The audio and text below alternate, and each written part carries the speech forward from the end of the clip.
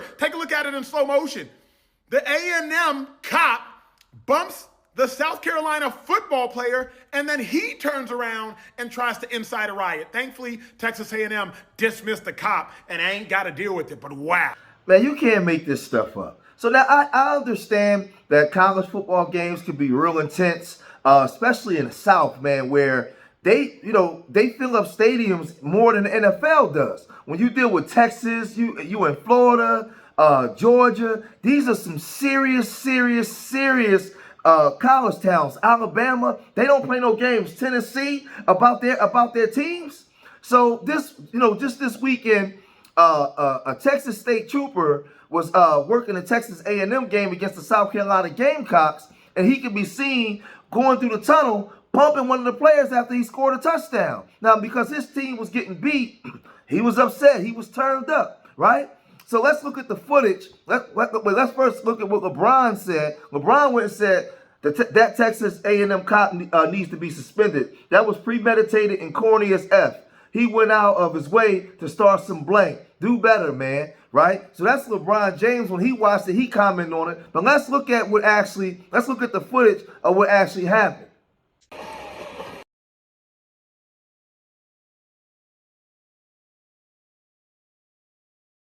And as you can see there, after the initial bump, he turned around and pointed his finger, and there was a verbal exchange, right? So now this is a Texas A&M trooper. There's 100,000 people in the stadium, and he's carrying on and behaving like this. And everybody's saying, just imagine what he does when he just pulls you over in a random car stop. The entitlement of this guy, his behavior. We already know how a lot of certain groups of people are behaving because of our president, right? And you're down there in Texas. Good old Texas. Well, there's a lot of athletes and people that also saw this and had something to say. Former football players, Shannon Sharp, Chad Ochocinco, and Johnny Manziel, they also saw this, and they responded by saying this. Johnny, what are your thoughts about the alma mater? Yeah, I think we're just a little frustrated in that first half. He breaks off that run, runs up the tunnel. Around here in these parts, partner, we protect this house. We paid a lot of money for this house. Get out my tunnel, boy. Get back on the field. Hey, so he gave him a little something, let him know what's up. To be honest, it didn't give us much of a spark, but listen, majority of the time you don't see a lot of that from A&M people. You don't see it from Aggies.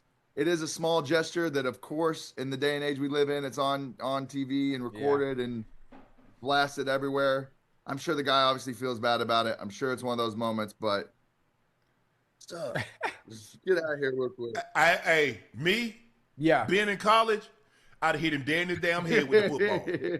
I'm just telling you, just knowing me in college, Ocho, because I'm not going to be as professional as I am in an NFL setting. I'd hit him dead in his damn face with that football. Hit him dead in his face, and you see that uniform he wearing? I don't give a damn about that uniform. He had that uniform on when he bumped into two 19-year-olds. Okay, I see you.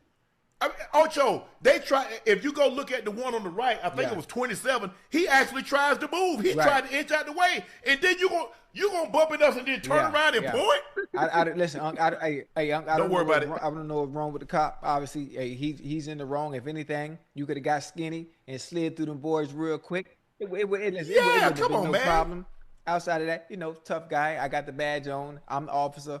I'm gonna keep my broad shoulders up. And whoever bumped into me, we gonna have a little altercation. It could have been prevented. It was unnecessary. I'm not gonna lie. If I'm in that position too, I'm gonna go with the guy. I'm definitely turning around, getting in his face, and saying something. 100%. It's gonna get to the Knowing point. you, Johnny, you gonna hit him with the football too. I'm gonna test him for sure. I'm gonna get in his face and say, "What's up, bitch?" Right off the rip, dead ass. Yes, right to his face. I just know it, Ocho. Cause I'm in a hostile environment and I'm already on. I'm like, yeah. So your instinct is bark. I'm gonna react. Bark. I'm gonna hit him. I promise you. In college, now NFL. First of all, I don't think cops would be like that. First of all, they ain't really. They got security, but cops they just chilling out there. They happy. They're like, oh man, they might give you a high five or something. But I don't know what he's thinking. That you mean mugging two college kids. I got something for your ass. In the middle of a game at that. It ain't that much.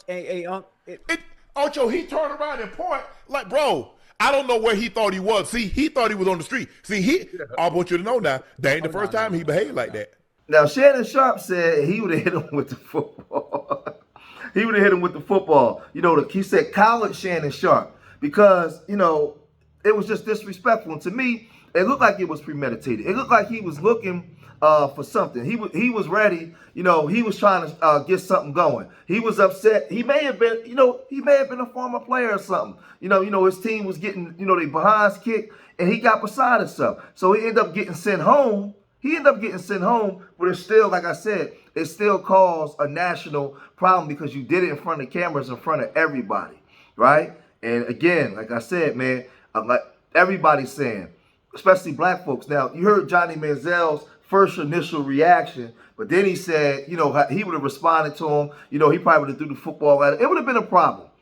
I know me, college football playing me, or high school, young guy me, I'd have busted him upside his head. Like, you going to intentionally go and bump into us? Now, Stephen A. Snitch, he also jumped in on this, and he said this. This is a no-brainer to me. Nick Harper from South Carolina catches a pass, scampers down the field for a damn long touchdown run, runs into the tunnel because he's holding his hamstring, and then his teammates come to help him because they know that something must be wrong because he kept going in there and he's holding his hamstring. He comes back out. You can see the officer at the stadium walking in between two players and literally bumps into both of them and flexes his arms out before turning around and telling them to get on out of here and all of this other stuff. We saw it. It's clear as day. It's an automatic suspension. The man shouldn't be allowed to work the game again. What you doing messing with a player like that for? Was somebody in street clothes that you didn't know was a player? You knew exactly who it was. You knew it was a player for South Carolina. You knew that, and you did it anyway. There's nothing to think about here. There's no argument. There's no excuse on the part of the behavior of the officer. He shouldn't even be allowed to cover the games anymore, and definitely should be suspended. So the DPS issued a statement saying the trooper was sent home. Our Office of Inspector General, the OIG, is also aware of the incident and will be further looking into this matter. No additional information will be released at this time, the DPS said. CNN reached out to Texas A&M Athletics for comment, but did not immediately hear back, right? So, they're going to go through the motions of saying they're going to investigate the matter because, it's a serious matter. But Ryan Clark, he also chimed in on this. And, Ryan Clark, he has his takes, his very serious takes. He always has that very serious face, when he's giving the tape. And he took to this and he said this. What happened at the Texas A&M South Carolina football game is unacceptable for an officer who is there to protect everyone in the stadium to walk toward those young players with that level of aggression, that level of intention, that level of purpose, and that purpose being nothing for good is something that just can't happen. And now, if you are these young men's parents, this is worst case scenario for you. This is something you've coached your kids through. You've told them how to behave. You told them what to say. You've told them how to look. And you told them all of these things just to stay alive. And so now in this situation, someone who is in that stadium to protect them is the aggressor. And here's my biggest problem with the whole thing. There was 100,000 people in the stands. There were two entire football teams on the field, and there were millions of people watching on TV.